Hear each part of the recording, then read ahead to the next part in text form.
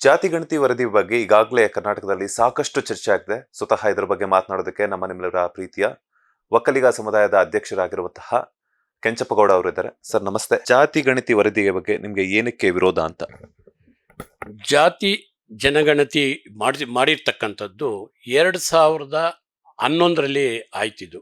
ಇದು ಸುಮಾರು 10 ವರ್ಷಗಳ ಮೇಲೆ ಆಯಿತು.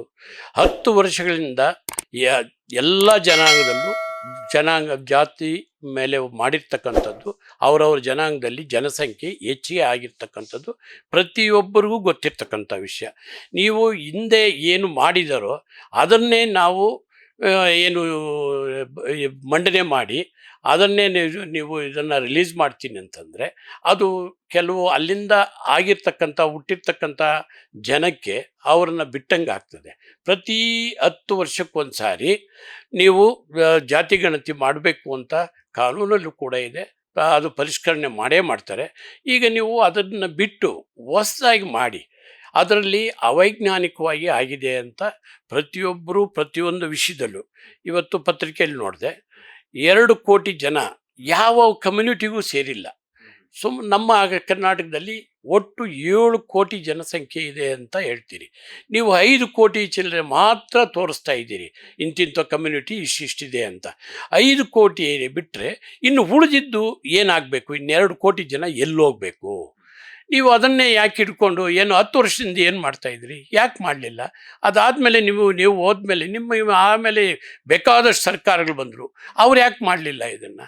ಈಗ ನೀವು ಯಾಕೆ ಮಾಡ್ತೀರಿ? ಇದು ಬೇಕೇ ಬೇಕು ಅನ್ನೋದಿದ್ದರೆ ನೀವು ಹೊಸ್ದಾಗಿ ಮಾಡಿ, ಜಾತಿ ಗಣತಿ ಮಾಡಿ. ನಮ್ಮದೇನು ವಿರೋಧ ಇಲ್ಲ. ಎಲ್ಲ ಜನಾಂಗಕ್ಕೂ ನ್ಯಾಯ ಸಿಗಬೇಕು. ಅದರಲ್ಲಿ ಒಬ್ಬರನ್ನ ಮೇಲು, ಒಬ್ಬರು ಕೀಳು, ಒಬ್ಬರಿಗೆ ಅನುಕೂಲ ಆಗಲಿ ಅಂತ ಹೇಳಿ ನೀವು ಮಾಡಿದ್ದೀರಿ. ಇದು ಅವೈಜ್ಞಾನಿಕ ಅಂತೇಳಿ ನಾವು ಒತ್ತಾಯ ಮಾಡ್ತೀವಿ. ಜಾತಿ ಗಣತಿ ವರದಿಯಲ್ಲಿ ಒಕ್ಕಲಿಗರ ಸಂಖ್ಯೆ 60 ಲಕ್ಷ ಇದೆ ಅಂತ ಹೇಳಲಾಗ್ತಿದೆ. ಇದು ನಿಜಾನಾ ಅಂತ? ನಾನು ಒಂದು ಬೆಳಿಗ್ಗೆ ಕೂಡ ಹೇಳಿದೆ, ಇಲ್ಲಿ 60 ಲಕ್ಷಕ್ಕೆ ನೀವು ನಮ್ಮನ್ನು ಸ್ಥೀಮಿತ ಮಾಡಿದ್ರೆ 224 MLA ಕ್ಷೇತ್ರ ಇದೆ. 224 MLA ಕ್ಷೇತ್ರದಲ್ಲಿ ವೋಟರ್ಸು ಒಕ್ಕಲಿಗರಿಷ್ಟು, ಲಿಂಗಾಯತರಿಷ್ಟು, ಕುರುಬರಿಷ್ಟು, ಬ್ರಾಹ್ಮಣರಿಷ್ಟು ಅಂಥೇಳಿ ಪ್ರತಿ ಚುನಾವಣೆಗೂ ನಮಗೆ ಒಂದು ಅಂಕಿ ಅಂಶದ ಪಟ್ಟಿ ಸಿಗ್ತದೆ. ನೀವು ಅದರ ಪ್ರಕಾರ ಹೋದ್ರೇ 224 ಶಾಸಕರ ಒಂದು ತಾಲೂಕುಗಳಲ್ಲಿ ನೀವು ಚೆಕ್ ಮಾಡಿಬಿಟ್ರೆ ಒಕ್ಕಲಿಗರು ಇರೋದು 61 ಲಕ್ಷನೇ ಅಂತ ನೀವು ಹೇಳೋಕ್ಕಾಗ್ತದ? ನೀವು ಇದನ್ನು ನಂಬ್ತೀರಾ?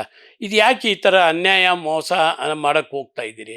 ನೀವು ಎಷ್ಟು ಜನ ಇದ್ದರೆ ಅಷ್ಟೇ ಜನ ಮಾಡಿ. ನಾವೇನು ನಿಮ್ಮದು ಹೆಚ್ಚಿಗೆ ಒಕ್ಕಲಿಗರ ಜನಾಂಗಕ್ಕೆ ಜಾಸ್ತಿ ಜನನ ಸೇರಿಸ್ಬಿಡಿ, ಅವರಿಗೆ ಮೀಸಲಾತಿಯಲ್ಲಿ ಹೆಚ್ಚಿಗೆ ಪರ್ಸೆಂಟೇಜ್ ಕೊಟ್ಬಿಡಿ ಅಂತ ನಾವೇನು ಕೇಳ್ತಾ ಇಲ್ಲ.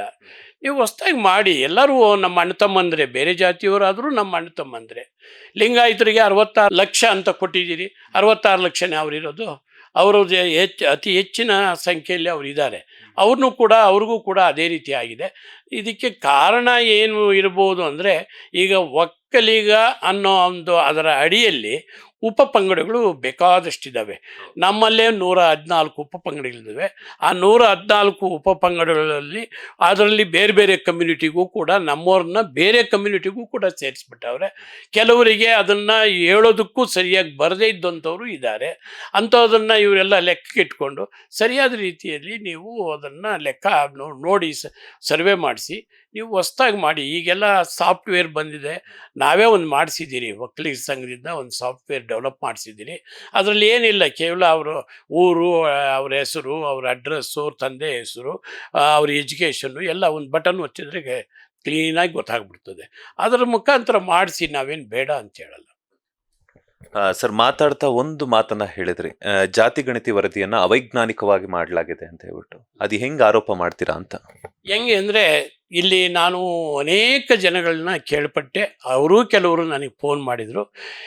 ಯಾರೂ ಕೂಡ ಯಾರ ಮನೆಗೂ ಹೋಗಿ ಅವರ ಮನೆಗೆ ಹೋಗಿ ನೀವು ಎಷ್ಟು ಜನ ಇದ್ದೀರಿ, ಹೆಣ್ಮಕ್ಳು ಎಷ್ಟು ಜನ, ಗಂಡು ಮಕ್ಕಳು ಎಷ್ಟು ಜನ, ಇದು ಅಂಥೇಳಿ ಎಲ್ಲೂ ಕೂಡ ಯಾವ ಮನೆಗೂ ಹೋಗಿ ಯಾರೂ ಕೇಳಿ ಅದನ್ನು ಕೊಟ್ಟಿಲ್ಲ.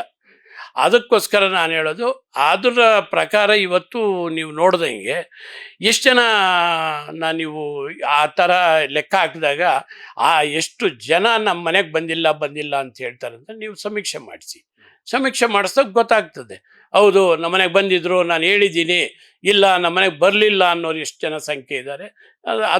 ಅದರಿಂದ ಇದು ಅವೈಜ್ಞಾನಿಕ. ಆಮೇಲೆ 10 ವರ್ಷದ ಹಿಂದೆ ಆಗಿರೋದು ಅದು ಒಂದು 2ನೇ ಪಾಯಿಂಟು. ಇದನ್ನು ನೀವು ಈಗೇನು ಆಧಾರ್ ಕಾರ್ಡ್ಗೆ ಲಿಂಕ್ ಮಾಡಿಬಿಟ್ರೆ ಜಾತಿನೂ ಅದರಲ್ಲೇ ಬಂದ್ಬಿಡ್ತದೆ. ಆವಾಗ ಕ್ಲೀನಾಗಿ ಯಾರೂ ಮೋಸನೂ ಮಾಡೋಕ್ಕಾಗಲ್ಲ, ಮಾಡೋರಿಗೂ ಏನೂ ತೊಂದರೆ ಆಗಲ್ಲ, ಕ್ಲೀನಾಗಿ ಕೊಡ್ತಾರೆ. ಎಲ್ಲರೂ ಕೂಡ ನೆಮ್ಮದಿಯಿಂದ ಸಂತೋಷವಾಗಿ ಈ ಸರ್ಕಾರಕ್ಕೂ ಒಳ್ಳೆಯ ಹೆಸರು ಬರ್ತದೆ. ಎಲ್ಲ ಜನಾಂಗಕ್ಕೂ ನ್ಯಾಯ ದೊರಕಿಸ್ಕೊಟ್ರಪ್ಪ ಮಾನ್ಯ ಸಿದ್ದರಾಮಯ್ಯನವರ ಮುಖ್ಯಮಂತ್ರಿ ನೇತೃತ್ವದಲ್ಲಿ ಅಂತೇಳಿ ಎಲ್ಲ ಸಂತೋಷ ಪಡ್ತಾರೆ. ಸರ್, ಸರ್ಕಾರ ವರದಿಯನ್ನ ಜಾರಿ ಮಾಡೋದಕ್ಕೆ ಗಟ್ಟಿಯಾದ ನಿಲುವನ್ನ ಮಾಡ್ಕೊಂಡ್ರೆ ಮುಂದಿನ ನಿಮ್ಮ ನಡೆ ಏನು ಅಥವಾ ಮುಂದಿನ ನಿಮ್ಮ ನಿಲುವೇನು ಅಂತ? ನಾವು ಒಂದಂತೂ ಇವತ್ತು ನಾವು ನಮ್ಮ ಕಾರ್ಯಕಾರಿ ಸಮಿತಿ 35 ಜನನು ಕರೆದು ಒಂದು ನಿರ್ಧಾರ ಮಾಡಿದ್ದೀರಿ. ಏನು ನಿರ್ಧಾರ ಅಂದರೆ, ಇದು 17ನೇ ತಾರೀಕು ನಾವು ನೋಡಿ, ನಮಗೆ ಯಾವ ಪಕ್ಷನೂ ಬೇಡ, ಯಾವ ನಮ್ಮ ಜನಾಂಗದ ಮುಖಂಡರುಗಳು ಬೇಡ, ನಮಗೇನು ಬೇಡ. ಕೇವಲ ನಮ್ಮ ಸ್ವಾಮೀಜಿಗಳವರ ಒಂದು ನೇತೃತ್ವದಲ್ಲಿ, ಸ್ವಾಮೀಜಿಗಳ ಅಧ್ಯಕ್ಷತೆಯಲ್ಲಿ ಒಂದು ಸಭೆ ನಡೆಸಿ, ಮುಂದೆ ಇದಕ್ಕೆ ನಾವು ಇಡೀ ಕರ್ನಾಟಕಾದ್ಯಂತ ನಾವು ಉಗ್ರ ಹೋರಾಟ ಮಾಡಬೇಕು. ಉಗ್ರ ಹೋರಾಟ ಅಂತಂದರೆ ಹಳ್ಳಿಗಳಿಂದ ರೈತರನ್ನ ಕರ್ಕೊಂಬಂದು ರೈತರ ಕೈಯಲ್ಲಿ ಮಾತಾಡಿಸ್ತೀರಿ. ನೀವು ಈ ಒಂದು ಜಾತಿ ಜನಗಣತಿಯಲ್ಲಿ ನಿಮ್ಮನ್ನು ಸೇರಿಸಿದಾರಾ ಇಲ್ವಾ ಅಂಥೇಳಿ ಹೋರಾಟ ಮಾಡಿ ಬೆಂಗಳೂರು ಪೂರ್ತಿ ಬೆಂಗಳೂರೇ ಬಂದಾಗಬೇಕು, ಕರ್ನಾಟಕನೇ ಬಂದಾಗಬೇಕು. ಎಲ್ಲ ತಾಲೂಕುಗಳು, ಎಲ್ಲ ಜಿಲ್ಲೆಗಳಲ್ಲೂ ಸಂಘಟನೆಗಳು ಮತ್ತು ಈ ಸಂಘ ಸಂಸ್ಥೆಗಳವ್ರನ್ನ ಎಲ್ಲ ಸಭೆಗಳು ಮಾಡಿ ನಾವು ಒಂದು ದೊಡ್ಡ ಹೋರಾಟನೇ ಮಾಡಬೇಕು ಅಂತ ತೀರ್ಮಾನ ತೊಗೊಂಡಿದ್ದೀರಿ. ಅದನ್ನು ಸ್ವಾಮೀಜಿಗಳವ್ರನ್ನ ಕೇಳಿ ಅವರ ತೀರ್ಮಾನ ಏನು ಹೇಳ್ತಾರೋ ಅದರ ಪ್ರಕಾರ ನಾವು ಹೋಗ್ತೀವಿ. ಅದ್ರ ಜೊತೆಗೆ ಕಾನೂನು ರೀತಿಯಲ್ಲೂ ಕೂಡ ಹೋರಾಟ ಮಾಡ್ತೀರಿ. ನಾವು ಇದು ಕಾನೂನು ರೀತಿಯಲ್ಲಿ ಹೋರಾಟ ಮಾಡಿದ್ರೆ ನನಗೆ ತಿಳಿದ ಮಟ್ಟಿಗೆ 100ಕ್ಕೆ 100 ಭಾಗ ನಾವು ಸಕ್ಸಸ್ ಆಗೇ ಆಗ್ತೀರಿ. ಇದನ್ನು ಜಾರಿ ಮಾಡಿಸೋಕ್ಕೆ ಬಿಡಲ್ಲ ನಾವು. ಗುರುವಾರ ಸಂಪುಟ ಸಭೆಯಲ್ಲಿ ಈ ಒಂದು ರಿಪೋರ್ಟ್ ಬಗ್ಗೆ ಚರ್ಚೆ ಆಗುತ್ತೆ. ಆ ಒಂದು ಸಭೆಗೆ ನೀವು ಏನು ಸಂದೇಶವನ್ನ ರವಾನೆ ಮಾಡ್ತೀರಾ ಅಂತ?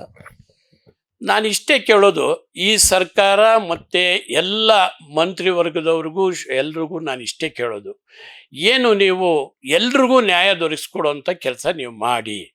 ಏನು ಇವತ್ತು ಆಗಿರ್ತಕ್ಕಂಥ ನ್ಯೂನ್ಯತೆಗಳನ್ನ ನೀವು ನೋಡಿ, ನೀವೇ ಪರಿಶೀಲಿಸಿ, ಇಲ್ಲ ಇದು ಸರಿ ಇಲ್ಲ, ಇದನ್ನು ಹೊಸ್ದಾಗಿ ಮಾಡಿಸ್ಬೇಕು ಅಂಥೇಳಿ ನೀವೆಲ್ಲರೂ ಕೂಡ ನಮ್ಮ ಜಾತಿಗಳಲ್ಲೇ ಕಲಹ ತಂದಿಡಬೇಡಿ.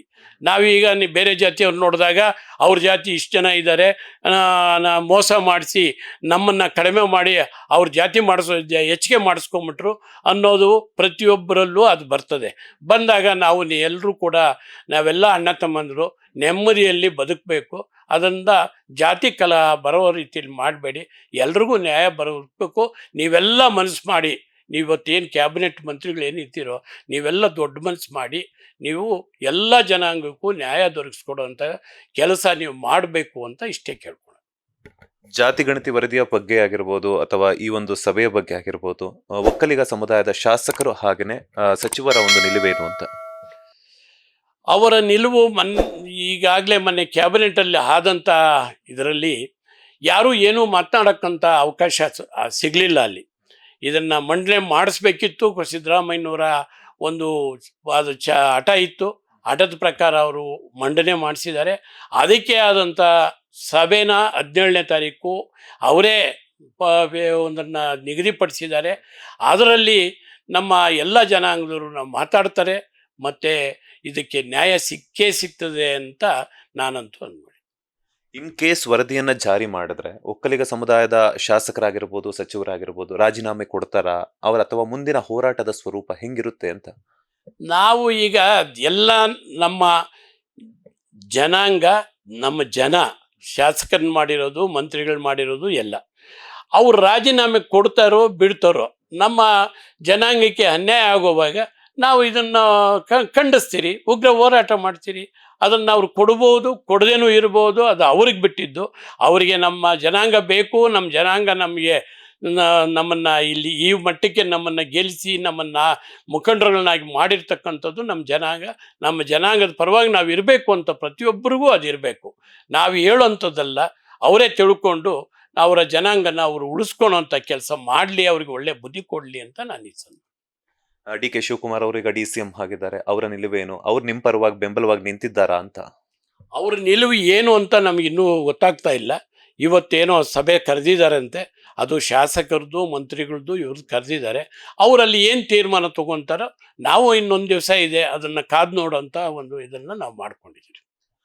ಆರ್ ಅಶೋಕ್ ಅವರಾಗಿರ್ಬೋದು, ಹಾಗೇನೆ HD ಕುಮಾರಸ್ವಾಮಿ ಅವರು ಕೂಡ ಜವಾಬ್ದಾರಿಯುತ ಆದಂತಹ ಹುದ್ದೆಯಲ್ಲಿದ್ದಾರೆ. ಸೊ ಅವ್ರ ಹತ್ರ ನೀವೇನಾದ್ರೂ ಮಾತನಾಡುವಂತಹ ಪ್ರಯತ್ನವನ್ನ ಮಾಡಿದ್ರ? ಅವ್ರ ಅಭಿಪ್ರಾಯಗಳು ನಿಮ್ಮ ಹತ್ರ ಏನಾದ್ರೂ ಹೇಳಿದ್ರ ಅಂತ? ಈಗ ಎಲ್ಲ ಮುಖಂಡರುಗಳನ್ನು ಭೇಟಿ ಆಗೋದು ಸ್ವಾಮೀಜಿಗಳವ್ರ ಹತ್ರ ಸಭೆ ಆದಮೇಲೆ. ಸಭೆ ಆದ ತಕ್ಷಣ ನಾವು ಪಕ್ಷ ಭೇದ ಬಿಟ್ಟು ಎಲ್ಲ ಪಕ್ಷದ ಮುಖಂಡರುಗಳನ್ನ ನಾವು ಭೇಟಿ ಮಾಡ್ತೀರಿ. ಆಮೇಲೆ ಇವನ್ನು ಕಾಂಗ್ರೆಸ್ ಮುಖಂಡರುಗಳ್ನೂ ನಾವು ಭೇಟಿ ಮಾಡ್ತೀರಿ. ನಮ್ಮ ಜನಾಂಗ ಈ ಥರ ಅನ್ಯಾಯ ಆಗ್ತಾ ಇದೆ, ಇದನ್ನು ನೀವು ಹೊಸ್ದಾಗಿ ಮಾಡಿಸಿ ಏನು ಯಾವ ರೀತಿ ಬರ್ತದೋ ರಿಪೋರ್ಟು ಆ ರೀತಿ ನಾವು ಎಲ್ಲರೂ ಒಪ್ಕೊಳಕ್ಕೆ ನಾವು ತಯಾರಿದ್ದೀರಿ ಅಂಥೇಳಿ.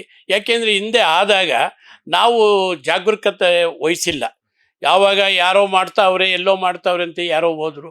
ಈಗ ಕೆಲವು ಇವತ್ತೇನೋ ಜನಸಂಖ್ಯೆ ಜಾಸ್ತಿ ತೋರಿಸ್ತಾ ಇದೆಯಲ್ಲ, ಆ ಒಂದು ಜನಾಂಗದವರು ಅವರೇ ಒಂದು ಪರ್ಸ್ನಲ್ ಆಸಕ್ತಿ ವಹಿಸಿ ಎಲ್ಲರನ್ನೂ ಕೂಡ ಆ ಒಂದು ಜನಗಣತಿ ಮಾಡುವಂಥ ಸಂದರ್ಭದಲ್ಲಿ ಅವ್ರ ಹೆಸರುಗಳನ್ನ ಸೇರಿಸೋದ್ರಲ್ಲಿ ಪ್ರತಿಯೊಂದು ಗಲ್ಲಿಯಲ್ಲಿ ಯಾರ್ಯಾರಿದ್ದಾರೋ ಅವ್ರವ್ರು ಬೇಕಾದವ್ರನ್ನ ಅವ್ರು ಸೇರಿಸ್ಕೊಂಬಿಟ್ಟವ್ರೆ. ಅದಕ್ಕೋಸ್ಕರ ಹಂಗಾಗಿದೆ. ಹಂಗಾಗಬಾರ್ದು, ನ್ಯಾಯವಾಗಿ ಆಗಲಿ ಅಂಥೇಳಿ ನಾನು ಈ ಸಂದರ್ಭ ಒಟ್ಟಾರೆಯಾಗಿ ಸರ್ಕಾರಕ್ಕೆ ಏನು ಸಂದೇಶ ಅಥವಾ ಯಾವ ರೀತಿಯಂತಹ ಮನವಿಯನ್ನ ಮಾಡ್ತೀರಾ ಅಂತ? ಮನವಿ ನಾನು ಇಷ್ಟೇ ಕೇಳೋದು, ಎಲ್ರಿಗೂ ನ್ಯಾಯ ದೊರಕಿಸ್ಕೊಡಿ. ನೀವು ಯಾರಿಗೂ ಅನ್ಯಾಯ ಆಗೋಕ್ಕೆ ನಿಮ್ಮ ಸರ್ಕಾರದಲ್ಲಿ ಆಗಬಾರ್ದು. ಅದು ಮಾನ್ಯ ಮುಖ್ಯಮಂತ್ರಿಗಳು ಸಿದ್ದರಾಮಯ್ಯನವರು ಇರುವಾಗ ಈ ಥರ ಅನ್ಯಾಯ ಯಾರಿಗೂ ಆಗೋದು ಬೇಡ. ಎಲ್ಲರೂ ಒಂದೇ ಅಂತ ತಿಳ್ಕೊಂಡು ಎಲ್ಲ ಒಂದೇ ಭಾವನೆಯಿಂದ ಎಲ್ಲ ಸಮುದಾಯಗಳವ್ರಿಗೂ ಒಪ್ಪಿಗೆ ಆಗೋ ರೀತಿಯಲ್ಲಿ ನೀವು ಮಾಡಿಸಿ, ಇನ್ನೊಂದು ಜಾತಿ ಜನಗಣತಿ ಮಾಡಿಸಿ ಅಂಥೇಳಿ ನಾನು ಅವ್ರನ್ನ ಈ ಮೂಲಕ ಕೇಳ್ಕೊಂಡೆ. ಓಕೆ, ಇದಾಗಿತ್ತು ಜಾತಿ ಗಣತಿ ವರದಿಯ ಬಗ್ಗೆ ಒಕ್ಕಲಿಗ ಸಮುದಾಯದ ಅಧ್ಯಕ್ಷರಾಗಿರುವಂತಹ ಕೆಂಚಪ್ಪ ಗೌಡ ಅವರ ಮಾತು. ಕ್ಯಾಮರಾ ಪರ್ಸನ್ ರವಿಚಂದ್ರ ಜೊತೆ Manjunath Srinivas, boss TV Kannada, Bengaluru. Latest ಹಾಗೂ ಇಂಟ್ರೆಸ್ಟಿಂಗ್ ಸುದ್ದಿಗಳಿಗಾಗಿ ಬಾಸ್ ಟಿವಿ ಕನ್ನಡ ಚಾನೆಲ್ನ ಸಬ್ಸ್ಕ್ರೈಬ್ ಮಾಡಿ. ಹಾಗೆಯೇ ಬೆಲ್ ಐಕಾನ್ ಪ್ರೆಸ್ ಮಾಡಿ. ಇದರ ಜೊತೆಗೆ ಫೇಸ್ಬುಕ್, ಇನ್ಸ್ಟಾಗ್ರಾಮ್, ಎಕ್ಸ್ ನಲ್ಲೂ ಮಿಸ್ ಮಾಡದೆ ಫಾಲೋ ಮಾಡಿ.